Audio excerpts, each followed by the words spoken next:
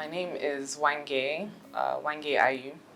I'm a fashion designer by trade is how I would describe myself. Art for me has always been intrinsic in terms of how I have transitioned into being a full-time studio artist. It's a pull, it's something I've always gone back to throughout my life. As a child, I would take off like the clothes that came with my toys, create new stuff from paper. I love to draw, I love to color. So, I mean, my dad has kept files on all his children throughout, from literally primary school right through to university. By the time I got to high school, it just became my safe space. There was a lot going on in my life within my family at the time. I was always a high-performing academic student. And then there was art, and really just losing myself in it, feeling more in touch with who I was. Again, like I said, I was a high-performing academic student, but I was always good at sports, good at art, and so my dad, who was sort of in charge of what direction he wanted his kids to go in, was not sure what I should do. There was my desire to do fashion and photography, to do fine art, and then it was like, no, go and study law, because it needed to be something professional, as we are. I mean, this is a story that I think so many people own, not just me, and so many people have lived. And so based on that, studied law, but I would always gravitate back towards the art. So I started creating what I called wearable art, which wasn't supposed to be based on trends or what was, I guess, typical or acceptable, but it was more about expression and creativity. The world shut down in 2020. I had a lot of time to really immerse myself in being an artist and not just a fashion designer. Earliest artistic memory for me would be, I would say, about primary 3, where we started being given like art projects and I would always dominate. So yes, within a controlled environment, yeah, about primary 3. Turning point in my career so far, I think my first exhibition in Lagos. Being in the arts, being in fashion, and recognizing what Lagos is to that industry, I had always, toyed with the idea of moving to Lagos. So I would visit, but I would always find it too chaotic. I mean, at the time, to be honest, I thought, okay, move there, settle down, get a place. I had an idea to start like a business, which would be like a financial backup, which I did. And then I thought, okay, in 6 months, open up your fashion. But while I was waiting, after I moved, I thought, okay, you already got into the art space, keep doing it. I met a curator who happened to come by, look at myself and go, oh, lovely. And then she had a show come up and she reached out to me. I had 3 weeks to deliver 14 pieces of work. Locked myself in, don't know how I did it. Delivered 14 sold out exhibition, and that was my first in Lagos within a year of moving. That has definitely been a high point because I think it sort of encouraged me in the direction I found myself going in.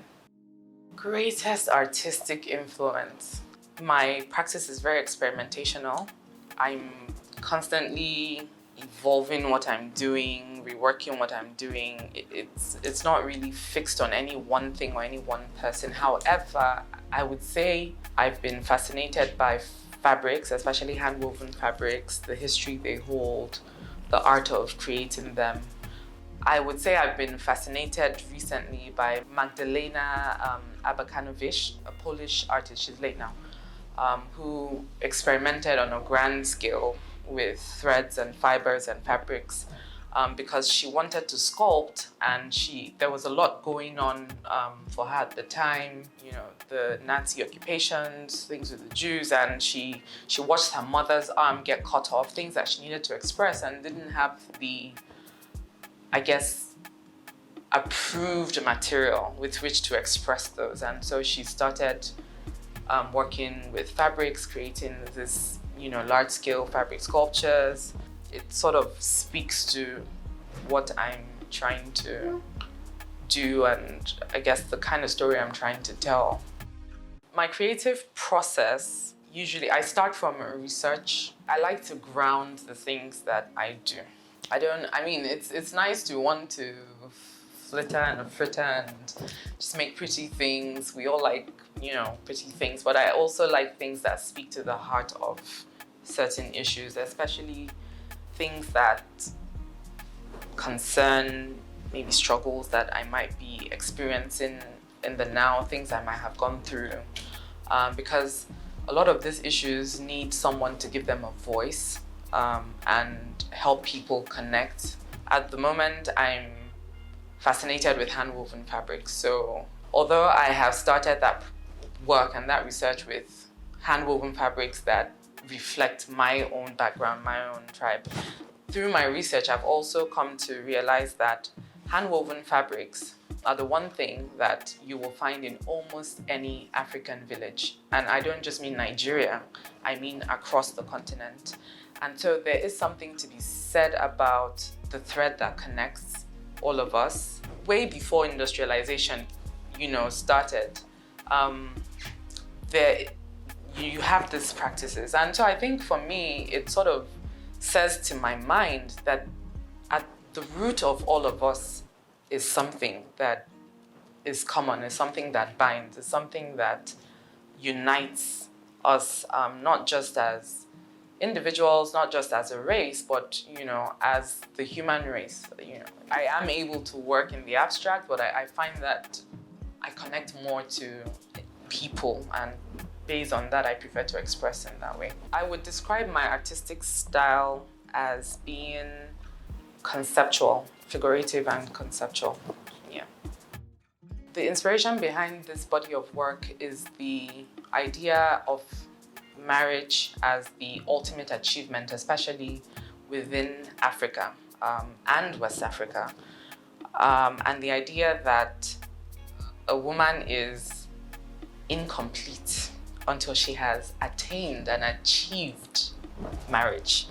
I don't explore this or even say this to sound feminist. I don't think of myself as a feminist. I think of myself as a humanist, in the sense that, everyone has struggles, and it's about the times and what struggles need to be highlighted. Growing up as well, if you went to any type of Nigerian or African, because I researched and found out that it was also prevalent in certain other West African communities. I'm not sure of other parts of Africa.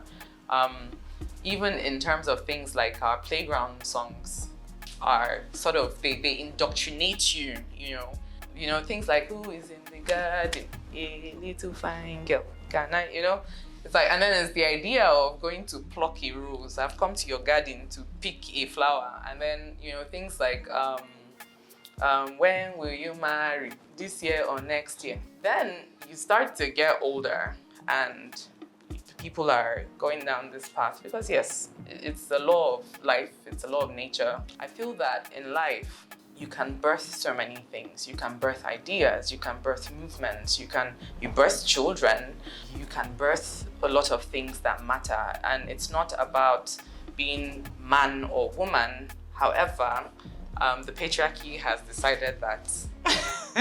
So I basically focus on, because what I know is being a woman, what I know is being a Black woman. Statistically, we are the most disadvantaged group in the world, not just within Africa.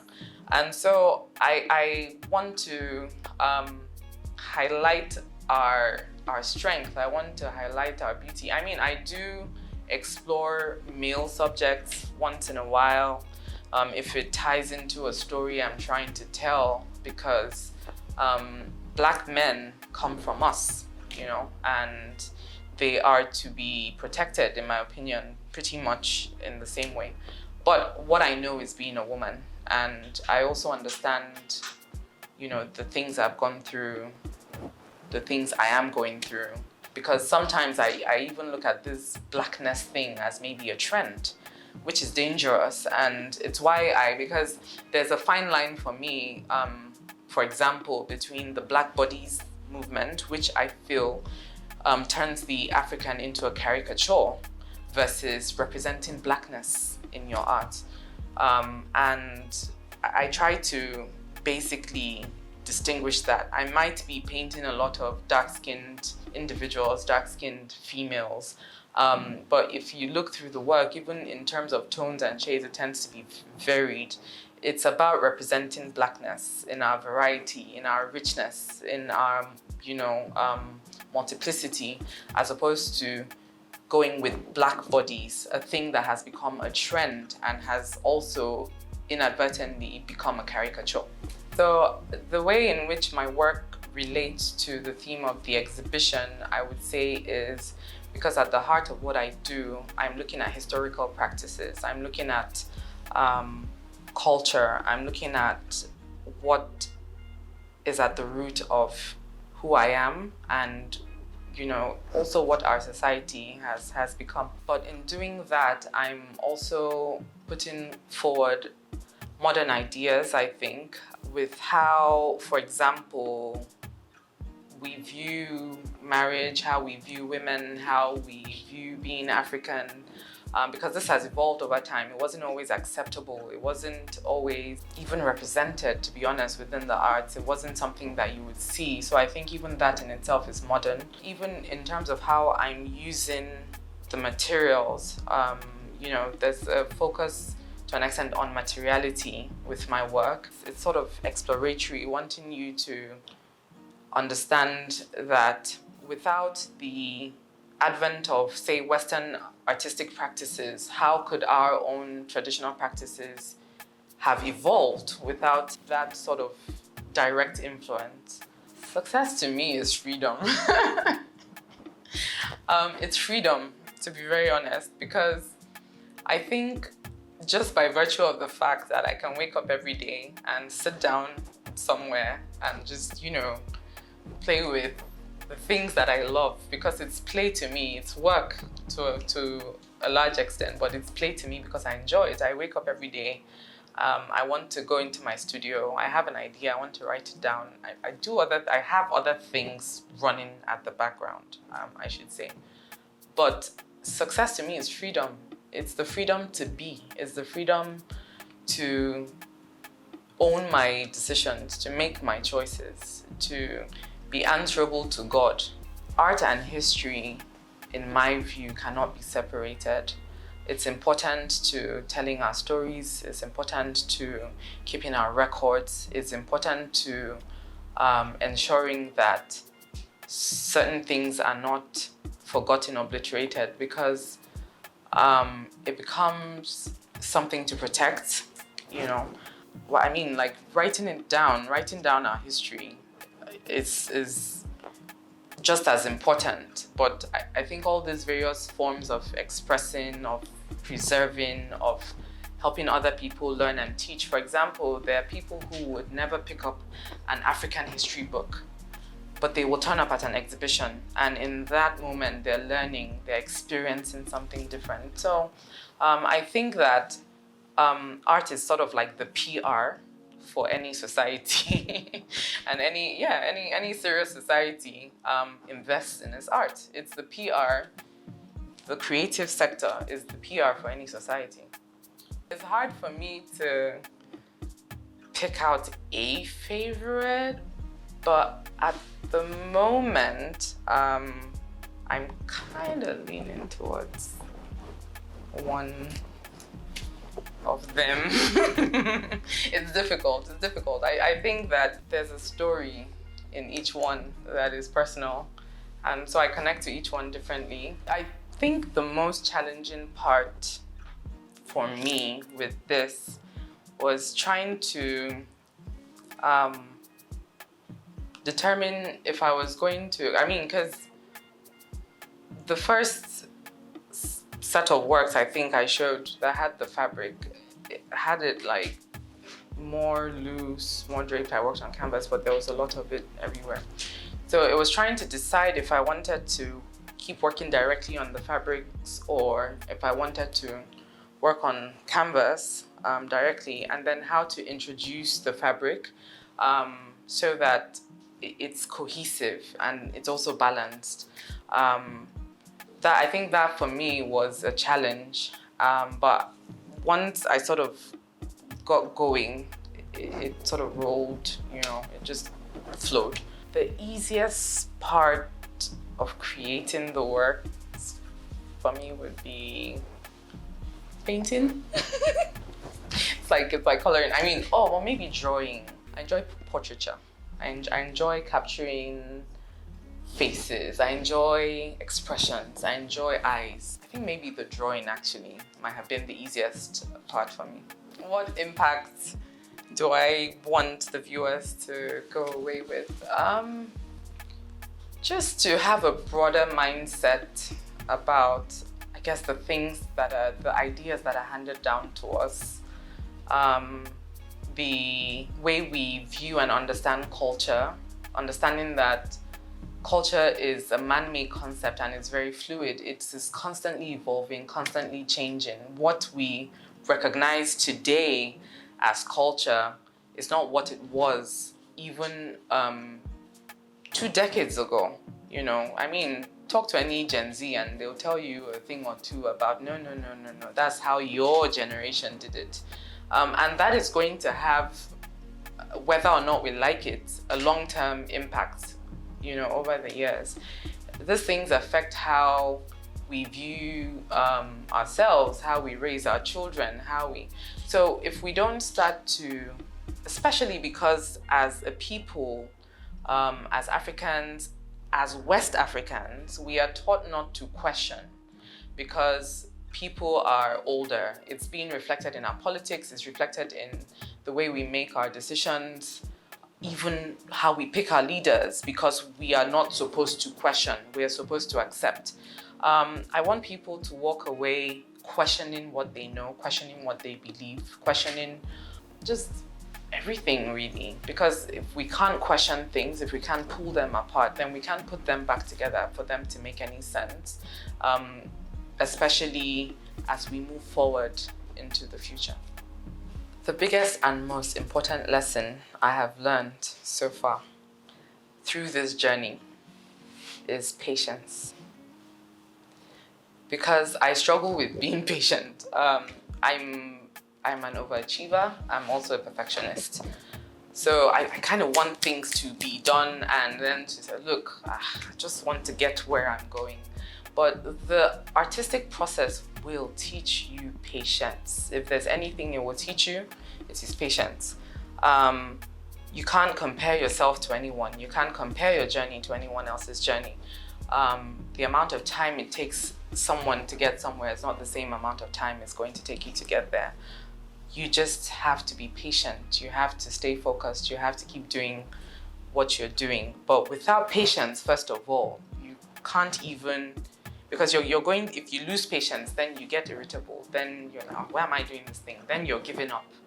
It's patience that basically translates into perseverance. It's patience that feeds your determination. It's patience that basically holds a lot of all of it together. So the biggest lesson I have learned in this, I guess, 3-ish years of my full-time studio practice is patience.